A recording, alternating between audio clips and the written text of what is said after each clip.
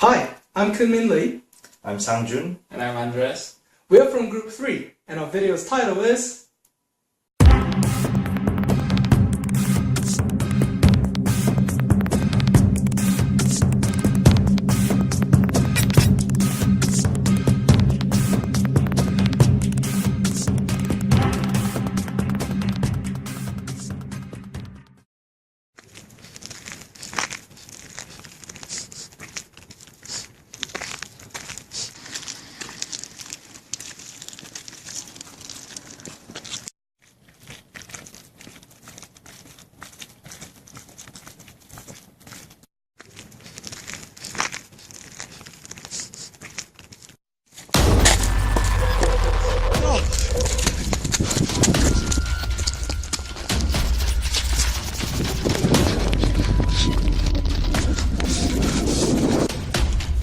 Sangjun!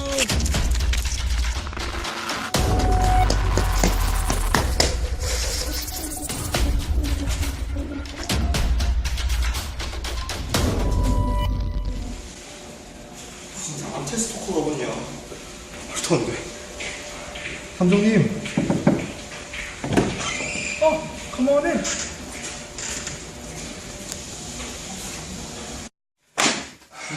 So, what happened? I'm being stalked. Stalked? By who? The Stalker. In red. Red? How did you see the color? He was behind you, wasn't he? I don't know. I just run really fast. You ran really fast.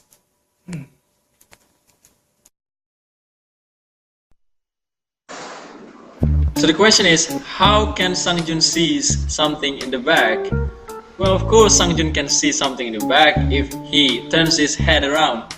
But how can Sangjun see something in the back without turning his head?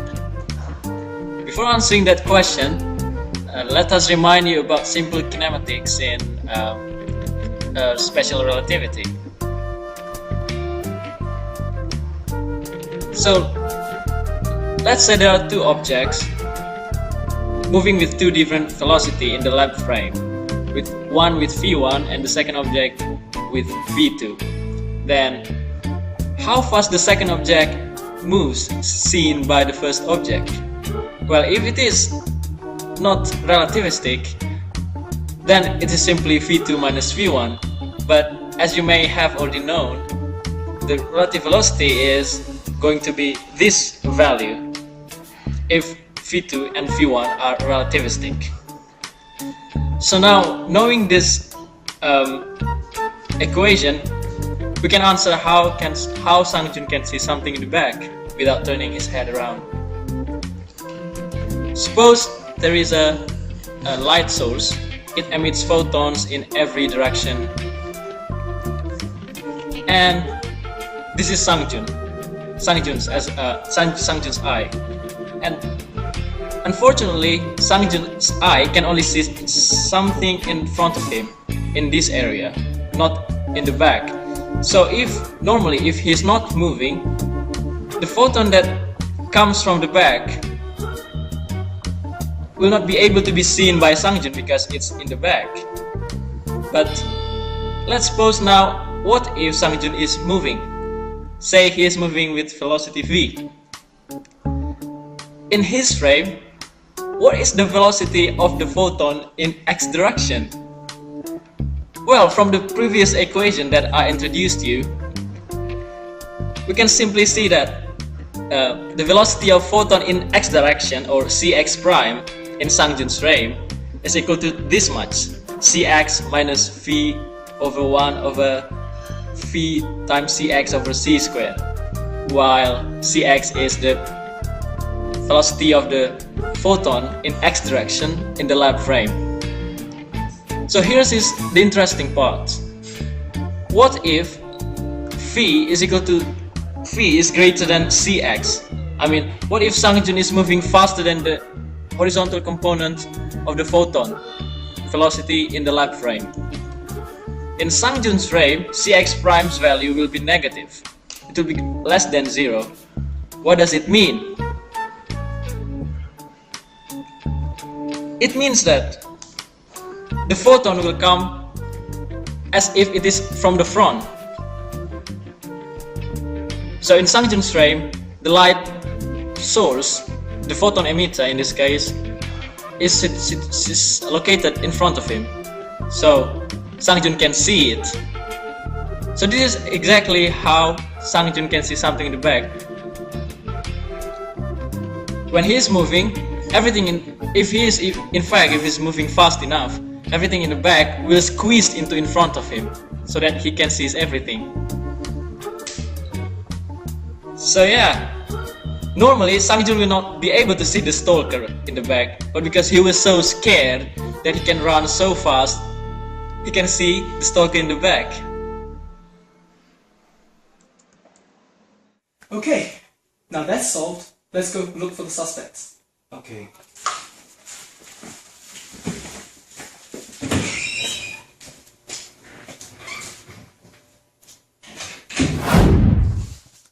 Hey. Yeah. Oh, no, he was wearing glasses. Hey. Yeah.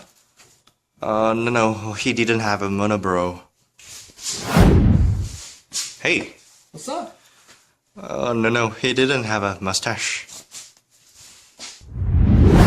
Hey. 뭐야? 죄송합니다. Hey. 외국인 아니었어요.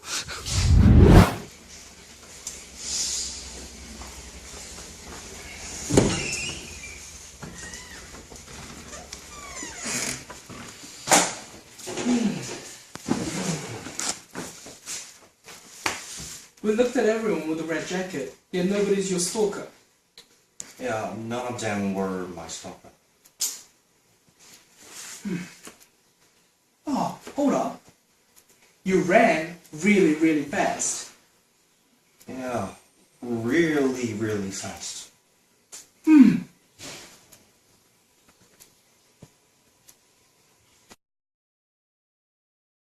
Here's another interesting question. How can Sangjun mistakenly see the color? Well, now let us suppose there is a source. It emits photon with frequency f prime in its frame, and there is an observer. Now, because it emits photon with frequency f prime, then the time interval between each successive photon in the source frame is simply delta t prime, which is 1 over f prime.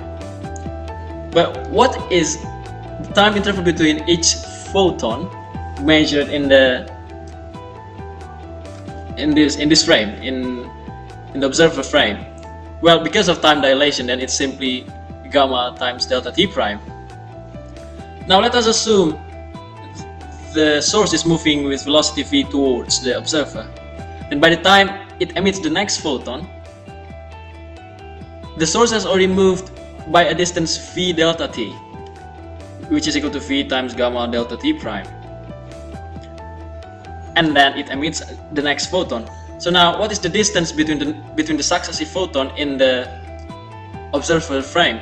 Well, it's simply c times delta t minus v times delta t, which is equal to this one.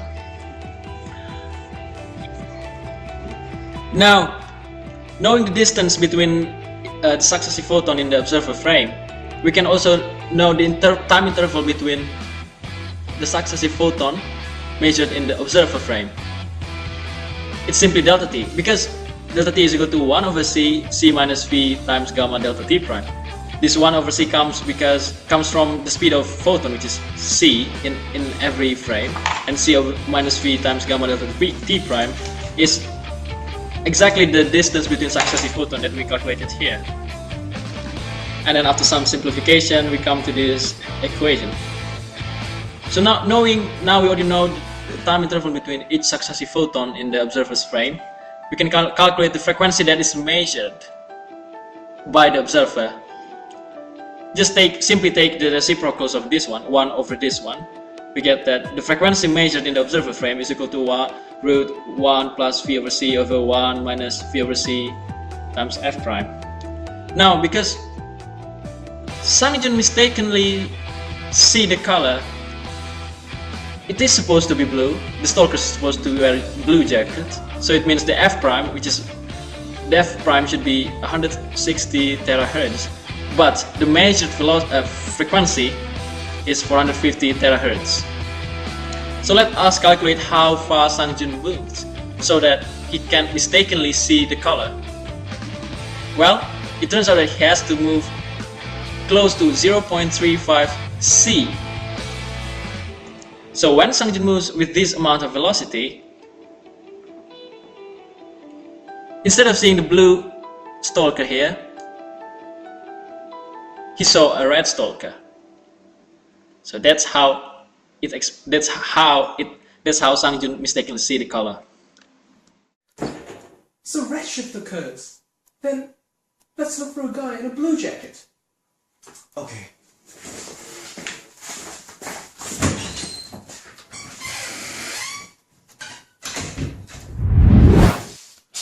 Hey! It's him! It's him!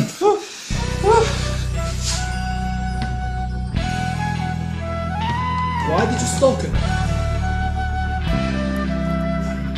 I thought I just wanted to be friends with him. You know you can never be friends with Sang-jun that way. You know that. I know. I'm sorry. I'm sorry, Sang-jun. 금민이 형. 상준아,